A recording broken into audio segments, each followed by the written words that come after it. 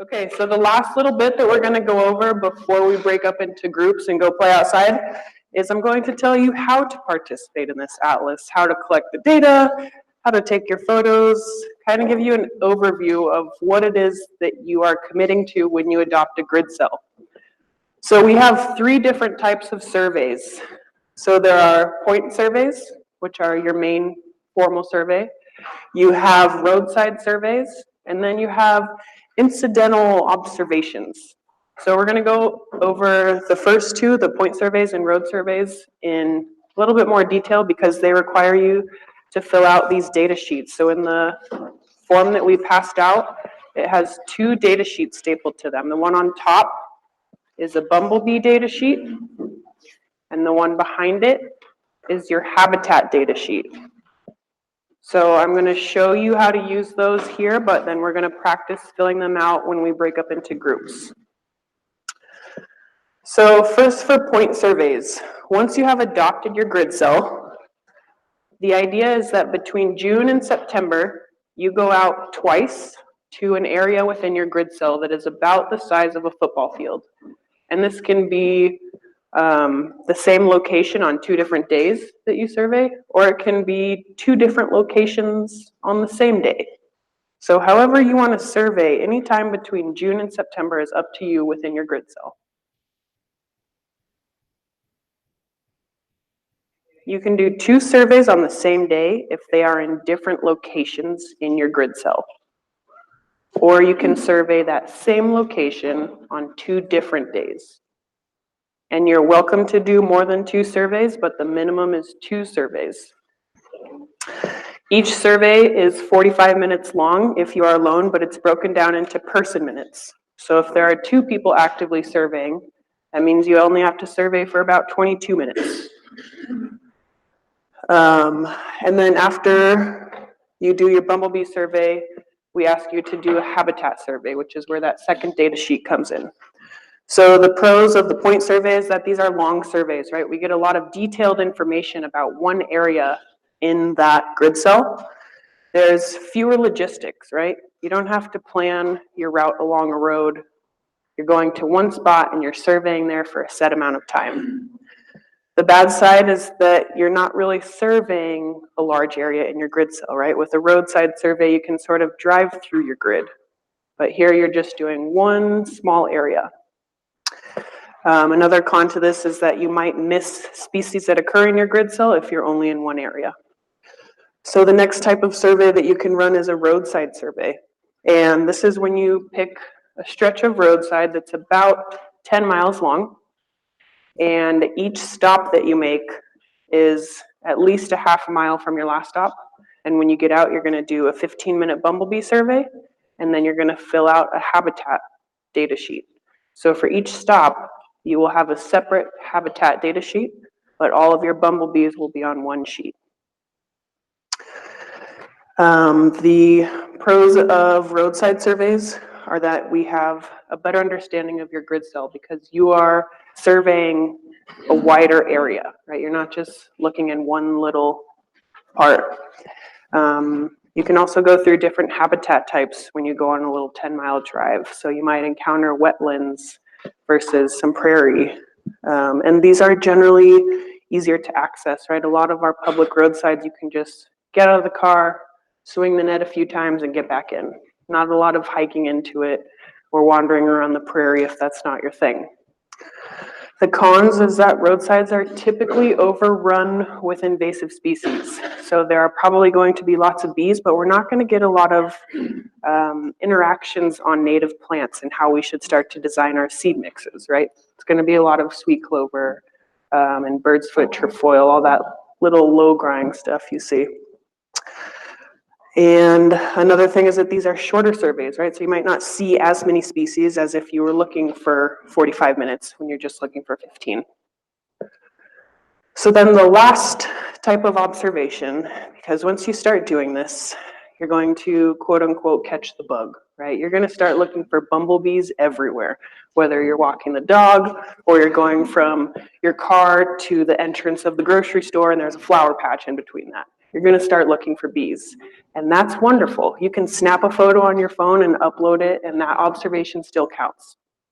But it's not what we're seeking all the time, right? Because we don't collect any data on the habitat, and so we don't really have anywhere to go forward. It's good because we have a species record, right? We know that bee exists in this location, but we don't really know what type of habitat it's in. So they're still useful, but not the most useful, as I said. But these are also very easy, right? They can take place anywhere. Not a lot of logistics go into these because it's just happenstance if you see a bee or not. So here's your very basic flow of how it goes in the field, right? Before you go out to do your survey, you plan your survey. Whether it's a roadside or a formal survey, you need to figure out where you're going, what time you're going, how long it's going to take to get there, how long it's going to take to survey. Know all of these details before you go into the field. Once you get there, you're going to do your surveys. You're going to collect your data on the bumblebees. You're going to collect data on the habitat. And once you finish doing all of that, you're going to photograph the bees that you've just collected, right? So when we catch bees, we're going to place them on a vial, and then we're going to put those vials into an ice chest. And that ice chest essentially numbs the bees and slows them down enough that we can take very high quality photos of them and identify them online without having to kill them. So everything that we're doing is all catch and release. And then once you have all of your data and your photos, you are going to visit the website and upload all of your data so that we can have it all in one spot. So now we're going to go over how to conduct the survey, right? So first, you need to know when and where to look. So if we look at this beautiful illustration here, this is kind of a layout of the season. So we've got winter into spring, into summer, into fall. So we're asking you to survey in this area, right? In the late spring, all the way through to the fall, because that's when most of the bumblebees are out. And it's going to kind of leave the tail ends off where we see a lot of the queens.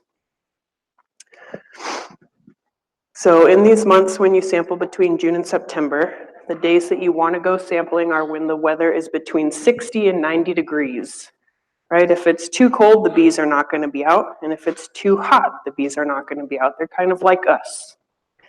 Your winds, you want generally less than 15 miles an hour. Some of them will probably still be out. And this might be obvious to many, but to some, not so much. Don't go sampling when it rains. The bees will not be flying.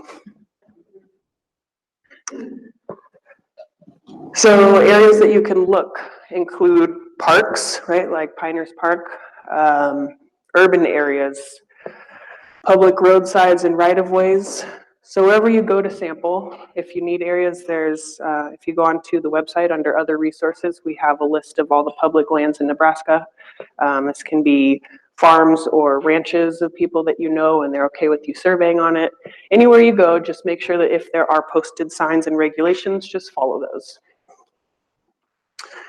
And when you go out to sample, there's a few materials you're gonna need. Your maps, right? Sometimes you might be going to locations where a cell phone doesn't work. Bring a map so that you can get there and get out of there. You're done. You're going to bring your data sheets and something to fill those out with. We recommend using pencil because if they get wet from sweat or something, that pen is going to smear and you won't be able to read it later. So pencils work best. Field guides, whether that is your data sheet or this book or a plant identification guide, something to use in the field is very helpful. iNaturalist has a good app for that, and Ray has some more information for her group that you'll learn about. It's also a good idea to bring a field notebook if you want to take notes on anything that happens that day. An insect net. We are going to be raffling off 10 insect nets today for 10 lucky people to go home with. Otherwise, if you look in the handbook or online, we have links of places that you can buy these nets. They're about $12. If you want a really nice one, they can get up to $50, which is kind of insane. Another thing you're going to want are some vials. So there's also links to these on the website. Just something to keep your bees in when you're in the field. We're going to learn how to use these. Another thing you're going to want is a cooler with some ice in it, because you need to chill your bees when you're in the field before you photograph them. Camera, GPS, or smartphones work really nice. This is going to allow you to get your location, your weather data, the time for the survey. And there's a lot of safety involved in going out to collect data, right? So plan your route. Make sure you know where you're going, all the timing of it, and then make sure you tell somebody your plan, right? Don't go out there and not have anybody else know where you are, just in case something happens. You know, maybe you get a flat tire and you're out of cell service. There's somebody else that knows when you should be back and where you are. Other things to keep in mind for this: so sunscreen, hat, food, water, all the basic stuff. You're going out into the field, there's going to be some other natural things in the field with you that like to bite. So for the data sheets, if you look at the first one, Jennifer will be going over how this data sheet works in the field, but it's pretty straightforward. So you have your site name. That's anything that you want to call your location, right? So if you're out at Uncle Bill's Ranch, you could call that site name Uncle Bill's Ranch. Your grid cell is the cell that you adopted that you are surveying in. Your date, what type of survey you did, and then you have weather information, your coordinates, start time, end time. The observers are the names of the people that are observing. And then you have rows for all of the bees that you find. If you have a bee that you catch and you don't know the species, you can simply write unknown bee number 1, right? It's just important to keep these two things tagged together, your bee and your plant, which we're gonna tell you about when we break up into groups. The next data sheet you have there is the habitat data sheet. So after you've done your bumblebee survey, all right, so your 45 minutes are done, you're gonna fill out this habitat assessment form. And this gives us a snapshot of the area that you surveyed, as well as the area that surrounds it. So we sort of know what habitat those bees are living in. And it is very important to note that sometimes you might go out and survey and you will not catch any bees. That is still very important information for us. A 0 draws our attention to areas that might need to be restored, or something is going on there that is not allowing the bees to persist very well. So 0s are still important to upload. On this habitat data sheet, the only thing that might throw you for a loop here are the survey area versus the surrounding area. So this first box here, you're only going to circle one category under developed or natural. So if you're surveying in a prairie, you will only circle prairie. You won't circle anything from this developed area. But for the surrounding habitat, you can circle any of these that apply, right? So in this prairie, this person was also able to see roadsides, some urban areas, agriculture, a riparian area, which is just anything along a stream or a creek that's a little bit woody. So only one habitat type for your survey area, but the surrounding area can have many, many types. And then for photographing, right? So you've done your bumblebee data sheet, you've done your habitat data sheet. The next thing you want to do is photograph those chilled bees that you have in your cooler. It's going to be a lot of fun. We're going to practice that too. With photographing, you can upload a maximum of 3 different photos, and it can only be one. So this is a very good example here. This one photo shows us everything that we need to see.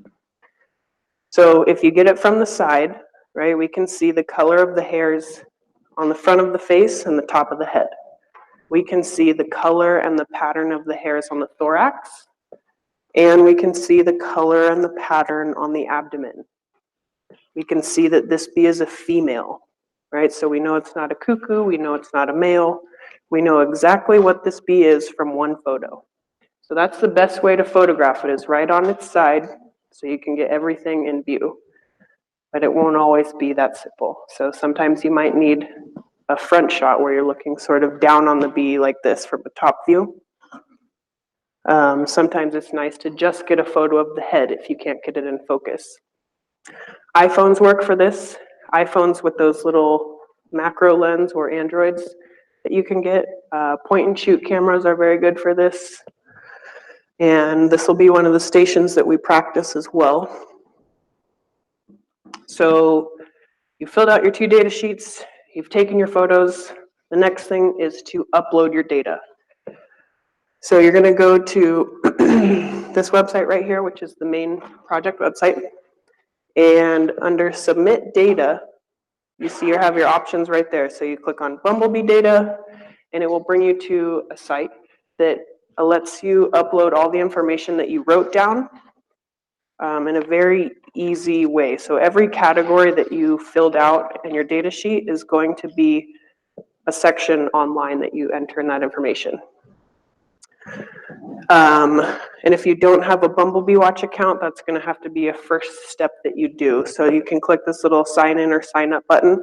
And it's important that you sign up with the same email address that you used to sign up for this project, because that's how we're going to grab the Bumblebee data and link it to the habitat data. So very important to use the same emails. After you've entered your Bumblebee data, that's when you go in and do your habitat data. So again, you click here, it's going to bring you to an online form that has all those sections on your actual habitat sheet, but it's online. And if you need help with data entry, we have a whole resource right on the website that says Data Entry Help. And this will walk you through literally any question that you have. It has pictures on it to help you with sections that are on the data sheet and online. We also have a resources tab online that shows you how to get your coordinates, what to do about weather information, some of the useful plant identification guides for the area, how to catch bees, public access, this very handy Google Map grid cell, right? So when you go out into the field, we have the grid cells on Google Maps, so you can just look right on your phone. Where to buy collecting supplies. A few of you were asking me about nets and vials. If you go to this resources tab, we have links on here of what supplies we recommend or search terms to use to find them on Amazon. You also have all of your resources in the handbook. So everything that we've gone over today is pretty much written down in words right in front of you. Bumblebee Watch, that other website, also has their own help, right? So if you need help entering data there, that will walk you through it very easily.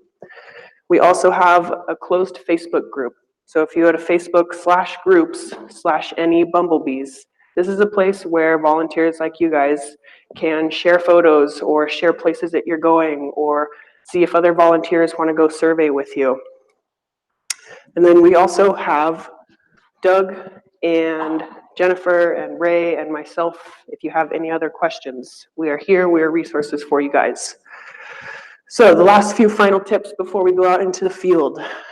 Keep track of your photos, which pair with which bee. Very important. Make sure your data sheets are completely filled out, right? So sometimes when you're in the field, it's really easy to not write the date down because you know what day it is. But then when you go to enter the data 2 weeks later, you're like, what day did I do that? So just fill them out, get in the habit of it. Have your data organized before entering it online. So you might take 10 photos of a bee, but you only have 3 to upload. Make sure and pick out which ones you want to upload before you go to upload. It will make the process a lot easier. And then we suggest entering your data as close to the survey date as possible.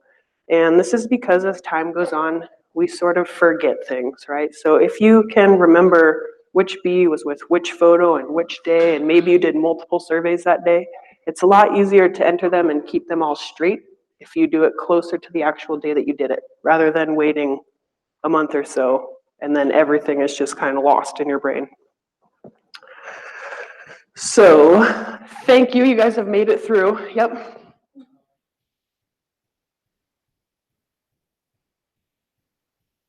Bumblebees can fly about 2 miles, right? They have a 2-mile radius usually from their nest. They don't want to go that far, but they can. So after you photograph your bees, you should still be in your survey area. You just release them. And if they're not moving right away, they're probably just still cold. So if you place them in a sunny location, they will warm up within about 5 minutes and fly off. Yeah, it's a good concern. Thank you for being thoughtful. Yep. It depends on the size of the bee, but usually within about 5 minutes or so, they're cold enough. But you can leave them on ice without worrying for quite a while. I've had bees on ice for about a day, and they've still come back, so to speak. They kind of go into a hibernation mode, right? So they think it's winter all of a sudden, so their body is able to sort of shut off. And when they hit the heat again, they can just come back. Yep. No. So if it's cloudy out, the bees, they'll still be out if it's warm enough for them. Yep. Any other questions? So in the summer, you can go out earlier, but really any time that it is above 60 degrees and below 90, you're good. So in the summer, that might be 7 a.m. Sometimes it might be 10 a.m. Yep. So when you are out in the field and you catch a bee, you want to pause your timer because the time that it's going to take for you to get the bee into a vial from your net and put it on ice is not counting towards your survey time.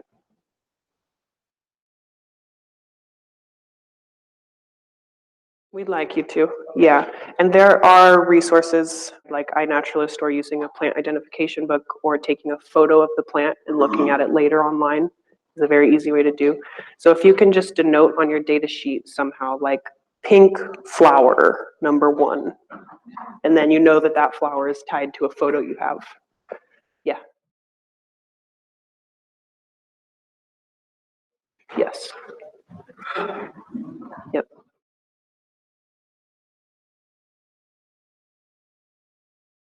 The benefit of having the roadsides in Nebraska is that there is a lot of private land here, but many of our roadsides are public. So it's a way for us to sort of access areas throughout the state. Like, when you get into central Nebraska, a lot of it becomes private.